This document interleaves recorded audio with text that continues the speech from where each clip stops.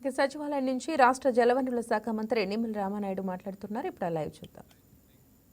సంవత్సరన్నర కాలంలో చూస్తే 3,145 కోట్ల రూపాయలు. ఎంత డిఫరెన్స్ ఉందో చూడండి మీరు ఒక్కసారి. మరి ఏదైతే ఎక్కడ 5 సంవత్సరాలకి 514 కోట్ల రూపాయలు, మరి ఎక్కడ మరి ఈ యొక్క 3,145 కోట్లు, ఇది 1.5 year, అది 5 years. అంటే అందరివాకి రాయలసీమకి చంద్రబాబు నాయుడు గారి యొక్క సాగునీటి రంగం మీద చిత్తశుద్ధికి ఉన్నటువంటి నిదర్శనం ఇది కూడా అని చెప్పి మరొక్కసారి మీ ద్వారా కూడా అందరికి కూడా మరి తెలియజేసుకుంటున్నటువంటి పరిస్థితి. మరి అదేవిధంగా మీ అందరికీ తెలుసు రాయలసీమ ప్రాజెక్టులు ఆ రోజు జగన్మోహన్ రెడ్డి 5 సంవత్సరాల పాలనలో ఎంత నిర్లక్ష్యానికి గురైనాయో నేను చెప్పనవసరంలా.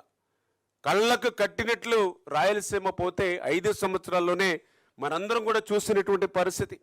మేము అడుగుతూ ఉన్నాం, రాయలసీమ మీద నీకు ఏమాత్రం ప్రేమ ఉన్నా, రాయలసీమను ఏమాత్రం మీరు అభివృద్ధి చేయాలంటే సంకల్పం ఉన్నా, ఎందుకు మీరు 5 సంవత్సరాల్లో రాయలసీమ సాగునీటి రంగాన్ని నిర్లక్ష్యం చేశారని అడుగుతూ ఉన్నా. మరి ఈరోజు మీరు చూస్తే ఒక ఫించా ప్రాజెక్టు ఏ విధమైన మెయింటెనెన్స్ లేకపోవడంతో ఆ ఫించా ప్రాజెక్టు కొట్టుకుపోవడానికి కారణం మీరు కాదా అని చెప్పి ఈరోజు జగన్మోహన్ రెడ్డి గారిని ప్రశ్నిస్తూ ఉన్నాం. ఏదైతే అన్నమయ్య ప్రాజెక్టు, ఏదైతే మీ ఇసుక దోపిడీకి, ఎందుకంటే ఫించా ప్రాజెక్టు తెగిపోయి ఆ ప్రవాహం అన్నమయ్య మీద పడుతుందని అధికారులు హెచ్చరించినా కూడా అన్నమయ్య క్రింద మీ యొక్క వైసీపీ నాయకులు కనుసన్నల్లో ఆ రోజు ఇసుక దోపిడీ, ఇసుక మాఫియా జరుగుతూ ఉంటే ఆ యొక్క మిషనరీని భద్రం చేసుకోవడం కోసం టైం తీసుకుంటే ఆ ఫించా నీటి ప్రవాహానికి మరి అన్నమయ్య ప్రాజెక్టు కొట్టుకుపోయినటువంటి పరిస్థితి.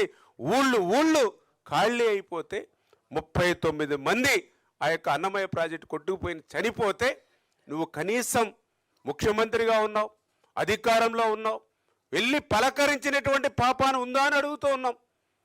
ఒక ప్రాజెక్టే కొట్టుకుపోయి 39 మంది చనిపోతే కనీసం ఆ రాయలసీమ బిడ్డల్ని పలకరించి ధైర్యం చెప్పేటువంటి పరిస్థితి కూడా లేనిటువంటి మీరు ఈరోజు రాయలసీమ గురించి ఏ ముఖం పెట్టుకుని మాట్లాడతారని చెప్పి ఈరోజు జగన్మోహన్ రెడ్డిని అడుగుతూ ఉన్నాం.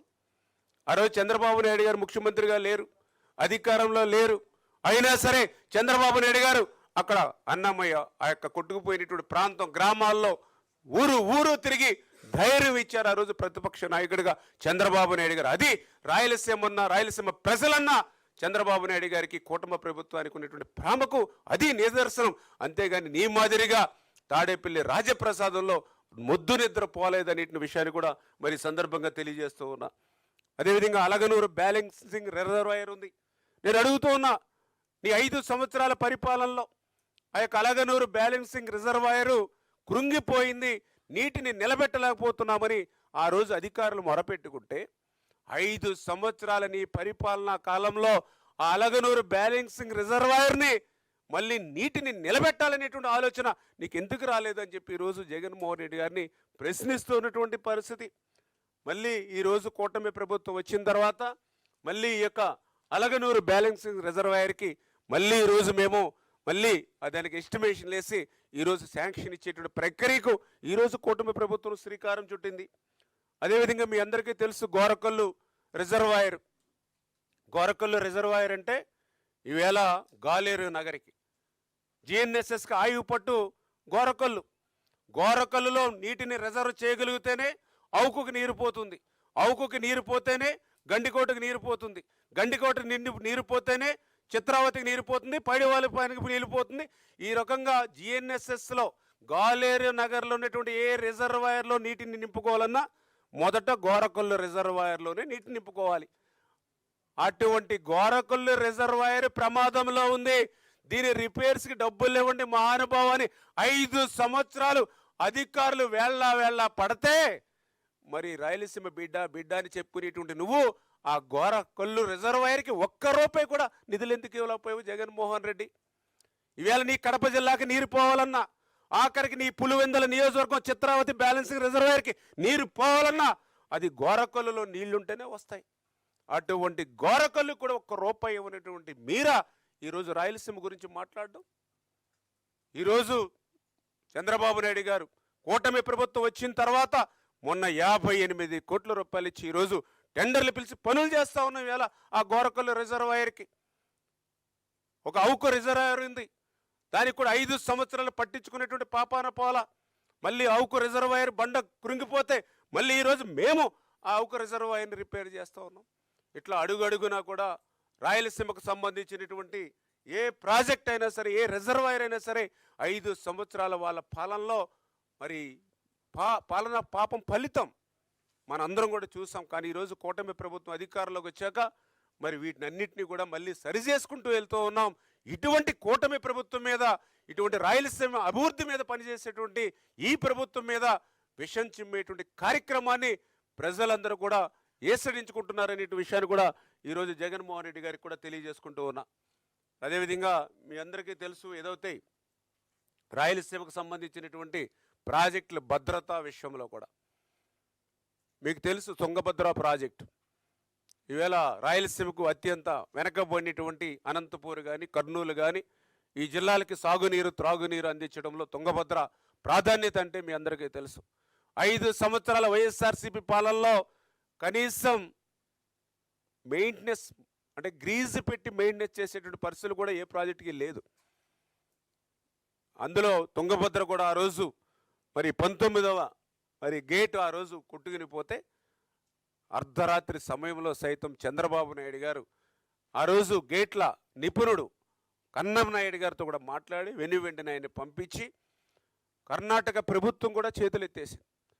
సెకండ్ క్రాపు అవకాశం లేదని సాక్షాత్తు అక్కడి ప్రతినిధులే ప్రకటించినటువంటి పరిస్థితుల్లో ఫస్ట్ టైం, హిస్టరీలో ఫస్ట్ టైం వాటర్ ఫ్లో ఉండగా వాటర్ ఫ్లోలో ఆ యొక్క కొట్టుకుపోయినటువంటి గేటు స్థానంలో సాఫ్ట్ గేటు ఏదైతే అక్కడ గేట్ని కూడా వెంటనే మరి కొత్త స్టాప్ లాక్ గేట్ని 5 రోజుల్లో అక్కడ అమర్చారు. మరి ఆ రకంగా 40 టీఎంసీల నీటిని అక్కడ సేవ్ చేయగలిగాం. అంటే ఈ రకంగా ఏ ప్రాజెక్టు కానీ ఏ ప్రమాదం వస్తే వెంటనే స్పందించేటువంటి గుణం ఈరోజు చంద్రబాబు నాయుడు గారికి. అందులో ముఖ్యంగా మీ అందరికీ తెలుసు, మరి ఇక తుంగభద్రనే కాదు, శ్రీశైలం ప్రాజెక్ట్ అంటే ఈవేళ రాయలసీమకే కాదు ఆంధ్రప్రదేశ్ కూడా ఒక గుండెకాయ లాంటి ప్రాజెక్టు. అటువంటి శ్రీశైలం ప్రాజెక్టుగా మరి ప్లంజ్ పూల్కి, ఎఫ్రాన్కి ప్రమాదం ఏర్పడిందని చెప్తే 5 సంవత్సరాల్లో ఎప్పుడైనా సరే చిల్లి గవ్వ ఇవ్వడం కానీ, దాన్ని వంక చూడడం కానీ చూసారా జగన్మోహన్ రెడ్డి గారు? మరి ఈరోజు మన ప్రభుత్వం వచ్చిన తర్వాత 203 కోట్ల రూపాయలు ఈవేళ శ్రీశైలం ఆ యొక్క ప్లంజ్ పూల్ కానీ, ఎఫ్రాన్ కానీ మరమ్మతులకు కానీ, అదేవిధంగా గోరకల్కి ఇప్పుడే చెప్పాం 55.50 కోట్లు, అవుకుకి 4.5 కోట్లు, అదేవిధంగా అలగనూరుకి 36 కోట్లు. ఇట్లా ఏదైతే నీ హయాంలో నిర్లక్ష్యం చేసినటువంటి ప్రాజెక్టులన్నింటినీ కూడా మళ్ళీ ఈరోజు భద్రత మరి ఈవేళ ముందుకు తీసుకెళ్తూ ఉన్నటువంటి పరిస్థితి అని చెప్పి తెలియజేసుకుంటూ, అందులో భాగంగా తుంగభద్రకు కూడా 54.42 కోట్ల రూపాయలు.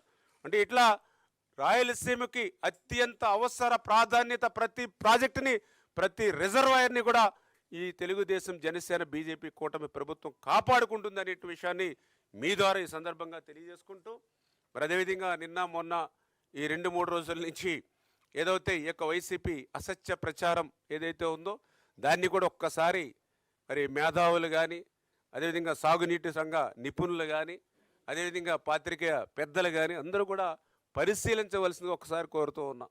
అందులో ముఖ్యంగా మీ అందరికీ తెలుసు శ్రీశైలం రిజర్వాయర్. మరి ఏదైతే ఆ శ్రీశైలం రిజర్వాయర్కి సంబంధించి వాస్తవమైనటువంటిది అంటే ఏదైతే మనకి ఆ యొక్క చివరిని చూస్తున్నాం మనం శ్రీశైలం డ్యాము, అది కృష్ణా రివర్ మీద, అక్కడే మనకి శ్రీశైలం డ్యామ్కి కొంచెం ఇటు ముందుకు వచ్చినట్లయితే మరి మనకు సంబంధించి పోతిరెడ్డిపాడు మనము ఏదైతే వాటర్ ఏదైతే జిఎన్ఎస్ఎస్కి ఉపయోగించి. Please subscribe to YK TV Network. Please subscribe to YK TV. Please watch YK News. Don't forget to subscribe YK News channel.